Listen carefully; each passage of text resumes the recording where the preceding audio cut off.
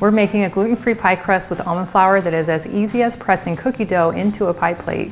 It bakes crispy yet tender, similar to a traditional crust, and is ready for your sweet or savory fillings. Hello, my name is Nicole Bonilla. If you like healthier recipes to our favorite foods, then you are in the right place.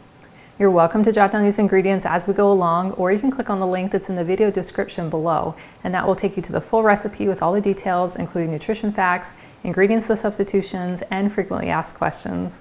Now, to make this really easy pie crust, we'll start by mixing together our dry ingredients. And we'll start with 2 cups of almond flour. And then to add some elasticity, we're going to add a 1/3 cup of tapioca flour. And for a little sweetness, I'm adding 3 tablespoons of some cane sugar. And for a little flavor, 1/2 teaspoon of cinnamon, 1/2 teaspoon of salt. And then I'm just going to whisk these together until they're well combined. And then we're going to crack in 1 egg and a 1/3 cup of soft room temperature butter and a teaspoon of vanilla extract. Now, it might seem a little unusual to be using soft butter instead of cold butter for a pie crust, but what we're making is essentially more like a cookie dough because this is gluten-free with the almond flour.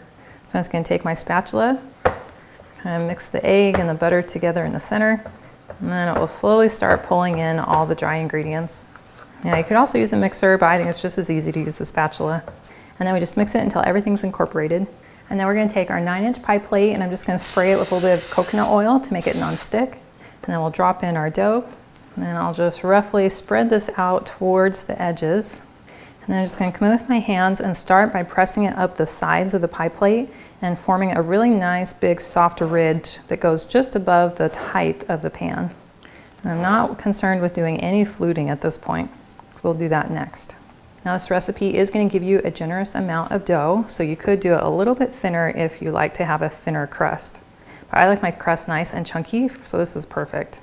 And once I have a nice thick even layer around the sides, then I'll come in and start flattening out the middle.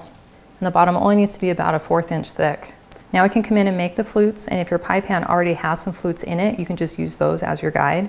So I just kind of place my knuckles right down into the grooves, and then use another finger to press it in between my knuckles. But you can do this however you like. This dough is very forgiving, so you can take your time.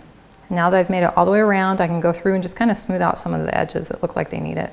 Now, if you could use more healthy inspiration on a regular basis, I invite you to join my email list. All you have to do is click on the link in the description below, and that is the best way for us to stay connected. Now, it's really important that we go around with a fork and make some holes in the bottom of the crust, because this will keep any air from getting trapped underneath the crust. Well, this looks gorgeous, and it's ready to go into a 350-degree oven for anywhere between about 22 to 25 minutes, or until the edges are just turning a nice golden brown. So here's a pie crust that I baked earlier, and then I allowed it to cool completely. You can see how it has just this beautiful golden brown color. And now this crust is ready to be filled with your favorite no-bake pie fillings, and you can make it either sweet or savory. If you want to make it savory, go ahead and just leave out the 3 tablespoons of sugar. Well, thank you so much for hanging out with me to make this easy pie crust, and I have included the full recipe in the video description below, and that takes you to my website, gentletummy.com. And I encourage you to like and subscribe to my channel if you haven't already, and I invite you to join me again in my kitchen.